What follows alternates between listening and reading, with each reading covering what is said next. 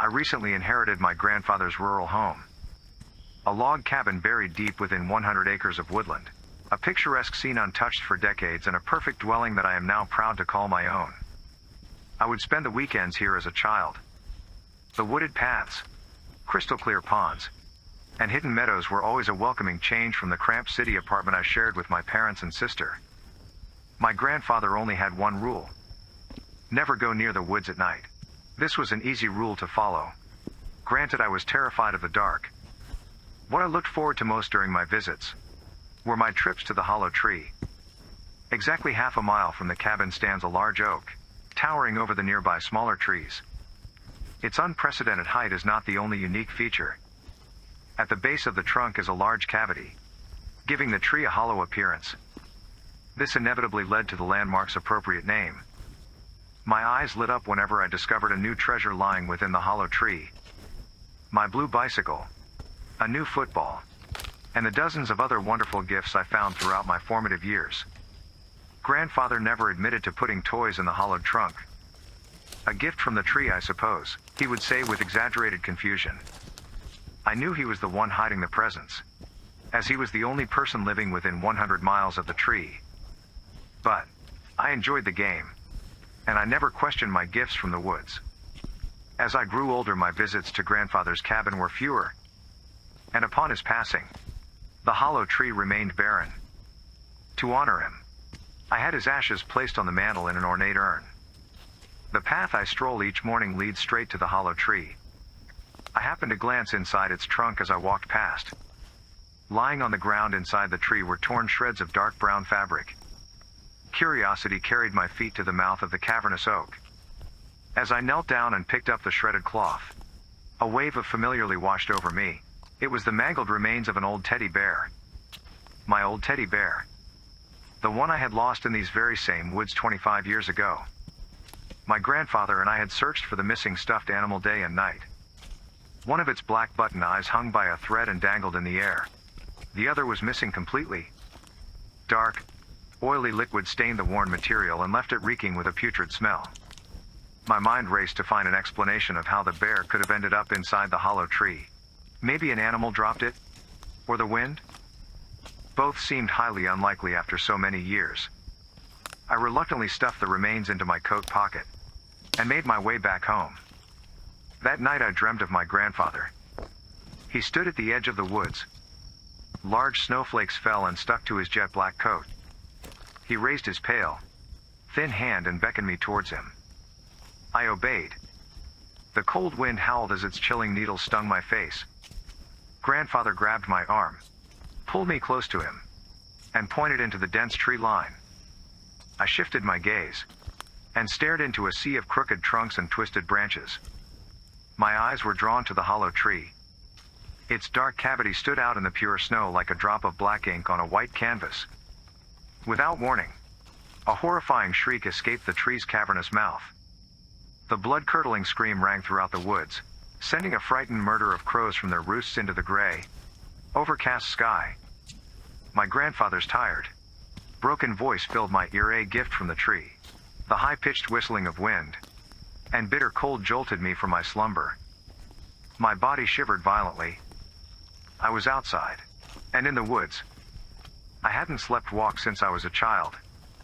Yet here I was in the middle of winter, dressed only in a bathrobe, standing before the hollow tree. Just as I was about to turn and head back to the cabin, something caught my eye. A small red light blinked inside tree's dark, empty trunk. I quickly ran to the mouth, picked up the cold plastic object, and dropped it into the pocket of my robe. I sprinted back to the cabin as quickly as I could. The dead leaves crunched loudly beneath my bare feet. I burst through the front door, wrapped myself in a blanket, and prepared the fireplace. As soon my body temperature started to return to normal, I pulled the object from my pocket and placed it on the floor. It was my walkie-talkie, another childhood toy. This didn't make any sense. My sister and I would play with them all the time, until the day I accidentally dropped my receiver into the pond. I will never forget how upset I was as I watched it sink. Again, the hollow tree had returned another long-lost possession. and my name was still scribbled on the side. As I sat dumbfounded, the red light on the top of the walkie-talkie turned on. And ever so quietly, a faint noise crackled from the tiny speaker. The noise was brief, a stream of white noise. But, just before the walkie turned off, for a split second, a hushed voice whispered my name. I took off the back panel of the receiver, and just as feared, there were no batteries. I hurried to the attic and locked away the bear and walkie in a chest. I decided then to avoid Hollow Tree, and my morning walks altogether. The dreams continued. The same one each night. My grandfather, the tree, his message, and the crows. I resorted to moving furniture in front of my doors to prevent my late-night sleepwalks into the woods. Things were going well, until the day my grandfather's urn went missing. I had just retuned from work. I froze as I stared upon the vacant mantel. My heart pounded in my chest. I knew exactly where it was. I laced my boots, threw on my coat, and started my short journey to the hollow tree, grabbing an axe from the woodshed on the way. Dark clouds left the world dreary, and the sun was setting. As I approached the giant oak, the unnatural stillness of the woods droned eerie silence around me. I shone the beam of my flashlight into the hollow tree. The cavern illuminated, and I crouched down to peer inside. I nearly vomited. Dark, sappy liquid dripped from the bark.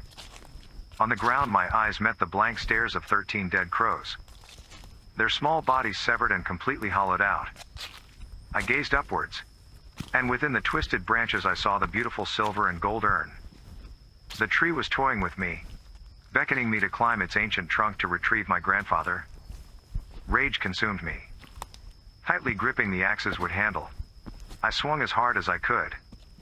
The sound of the blade striking the oak was unbearable. Each blow sent a sound wave of shrieks from the bark. The same scream I dreamt of each night. Thick crimson liquid gurgled from each gash. I chopped until I couldn't lift my arms. The hollowness of the trunk echoed the screams like a concert hall. With anger pulsing throughout my body, I hurled the axe with all of my strength, and with a dull thud it stuck right in the middle of the tree. Just then, the branches untangled and the urn began to shift. I hurried to the spot directly underneath, and carefully caught it as it fell.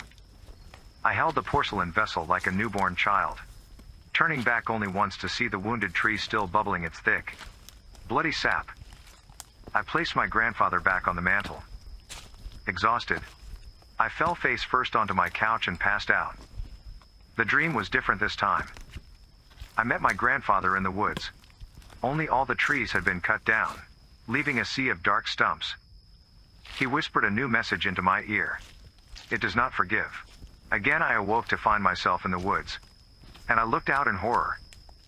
Before me stood 3 more trees with hollowed-out trunks. I still believe my grandfather was the one leaving the gifts when I was a child, but I think something was watching him.